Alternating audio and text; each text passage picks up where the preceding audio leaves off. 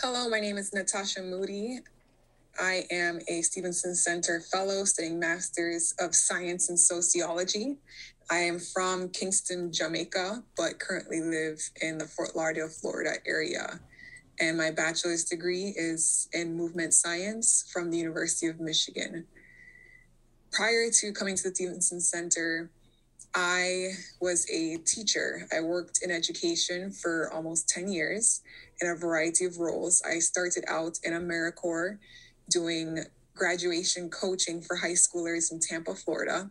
I then joined Teach for America in the Rio Grande Valley, Texas, where I taught high school science. I was a swim coach, a science coach, senior class sponsor, and a variety of other extracurricular sponsor for really being involved with the students in the community. The most rewarding aspects of my AmeriCorps work and Teach for America work really was working with the students. I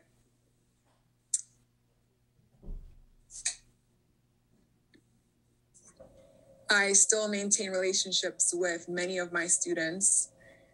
Some of the students, I was their teacher, I was their swim coach, and their science academic competition coach. So I would see them all day, every day for an entire school year because we had competitions, Thanksgiving, Christmas, the summer. So the most rewarding aspect really was my relationship with the students and their families. I have parents of students who still contact me to this day. And actually, just this past week, one of my former students who graduated in 2016 contacted me to talk about career options after completing his master's. And so it really is such an interesting position to be in where a student who I met at 15 years old is now sitting with me on Zoom talking about the thesis process and where we are in our thesis processes together at the same time, and still giving him advice on next steps. And it is such a blessing and honor that my students, former students, still reach out to me from time to time to give me updates or to talk about something going on in their lives. I am so grateful to have that relationship with former students who now are mid-20s. It's just about how younger when I met them. They are doing so well and really just striving to be the best versions of themselves. And I'm so privileged to be able to continue to witness this growth in their adulthood. I think one of the proudest moments there, it's difficult to select, but during my first year, I hope that my students hear this podcast and that I didn't select their moment as the proudest because there are so many. I'm so proud of my students and the families I have worked with over the years. But I will select someone for my very first year working in AmeriCorps in Tampa. I was tasked with working with students who were at risk of being kicked out of the school. That school district at the time implemented a program where essentially if students weren't on track with their credits to graduate by 18, the last day before they turned 19, then they were going to be expelled from traditional education and be enrolled in online credit recovery or GED programs. So essentially they gave the students a semester to get on track. They put benchmarks and said you had to make up X amount of credits to be back on track. So I was tasked with working with these students to help keep them on track. I was kind of a point person between parents, sometimes social worker, administrative team, counselors, assistant principals, just kind of a point person to work with these students. My job sometimes even involves sitting in classrooms next to students, making sure they were just focusing because that's what they needed. The student who at the beginning of the year was very behind credits and I just see he'd be able to make it. He not only made up his grades, ended up graduating with a G that he was doing. And I think that I was really proud to see was that of his friend group, he was the only person who was able to turn it around and stay enrolled in traditional education in the school district. And I think there's something so impressive about someone who's able to do something differently than many of those who are doing the same thing always done. So the student gets himself to do something to excel and make up a lot of credits to stay in the school system, but he made up those credits really well. He was getting A's and B's in these courses. He was doing this while his peers weren't. And I just think that it was so impressive. And I was privileged to be able to witness this student achieved this goal. I ended up leaving Tampa to move to Texas for Teach for America before he graduated. But my colleagues sent me videos and pictures from the graduation a year later, where he walked across the stage and graduated in time after having been so far behind at the end of his sophomore year. So it was just an exceptional opportunity to be able to witness a student go through a transformation like that. And that's just one of really hundreds of stories. I worked with thousands of kids in the years before I came to the Stevenson Center, and every moment was memorable, really. But I decided to share one from my first year. Some of the challenging aspects, it really is just working in an education system that really is not designed to help all students. I myself was a student in the education system here in the United States when we migrated from Jamaica. And I went to a low-income school, or a school in a low-income area. And to see the difference between my education before and then my education at this school was astounding. I was shocked every single day that I didn't have textbooks. I didn't have teachers. No one seemed to care what I was doing. Very few of my peers had even considered a genuine trade to care as a career, or considered going into post-secondary educational options. No one spoke to us about that. It just seemed like everyone was trying to survive as best they could. And there was no growth, no opportunity for growth for us as students. And that is why I went into the education system, which ended up leading me to my current passion in community development, still very much tied to education. But regardless of how innovative a program may aim to be, at the end of the day, the most challenging aspect is still working within a broken system.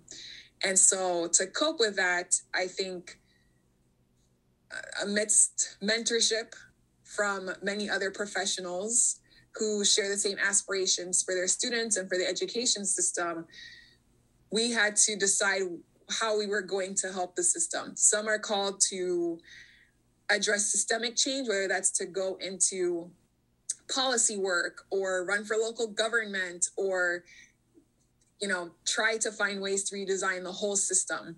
Others simultaneously still need to work individually with the students. Some go into school leadership, some go and try to be in a school board or superintendent. And so I think the challenge was trying to decide, do I want to make change on a systemic level by holding a position like going into leadership, or do I want to be on kind of this other side of the same coin where I continue to work with students? And for a few years, I decided that I did want to continue to work directly with students. And I did that for many years. And it's still challenging, though, to try to change what's going on within my classroom while knowing that there's so many outside forces that I don't have control over. So to cope, mentors suggested trying to focus on what can be controlled. What can I do within my classroom to help the students and to offset the effects of our broken education system? And so that is how I coped. And it was not always, it's much easier said than done. And there are many times that even I can't say individual effort, because my students are always working just as hard alongside the efforts of the staff to make the best of the situation. But there are times where there are systemic issues that affected our students that we could not control. And so, but we would wake up every day and do the best we could to offset those issues of a systemic, that for much needed systemic change. And so that was the most challenging aspect, and coping by trying to do what I could with the time that I had. I met some of the most incredible people who are still some of my best friends, people who I do life with still to this day. Whether it was coworkers, at times parents of some of the students that I worked with. I found so many people who had so many shared dreams and visions about what we could provide for students and for communities. And we really bonded over that, bonded in the work we were doing, but also just laughing and having fun and enjoying the fact that we have the privilege to be in community with like really the whole community in certain small towns or rural areas. The school is the center of the community. And so by being a teacher, we knew what was going on in our community. We had access to so many great people in the community. And it was really incredible. I loved my time, particularly in the Rio Grande Valley, Texas, when I was teaching there. And I hold many of those relationships in my heart today. And many of my former coworkers, neighbors, and as I mentioned, students, I'm still in communication with them, and we still talk about what we envision for the future for us as individuals and for the country, for the schools we worked in. And it is great to continue to dream and work towards a future for this country and for youth alongside these people, even though some of us have gone away from that community, have switched careers, and some are still there.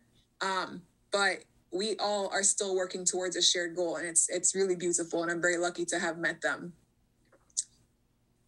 And I think some lessons I gained personally is that as much as I enjoy working directly with students, and I still hope to do that in the future in a different capacity, I wanted for a season of time to work more on a systemic level. So that is why I came to the Stevenson Center, was because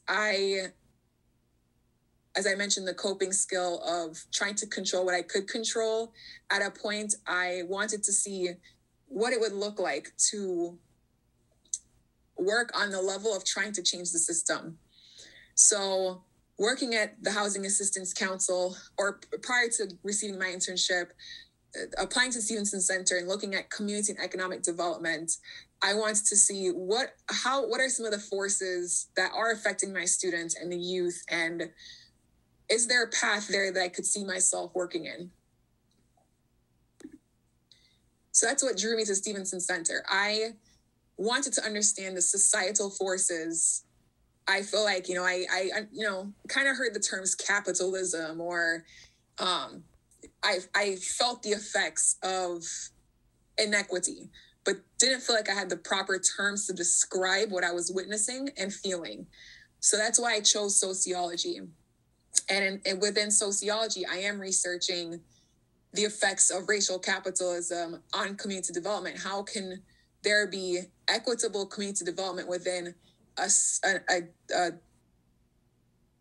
countrywide system, and in some ways a global system that is founded in exploiting inequity? So that is why I chose sociology and chose to come to Stevenson Center, where I could both investigate and learn the words and the types of thinking I needed to investigate this topic, but also get that practical experience by working in my internship.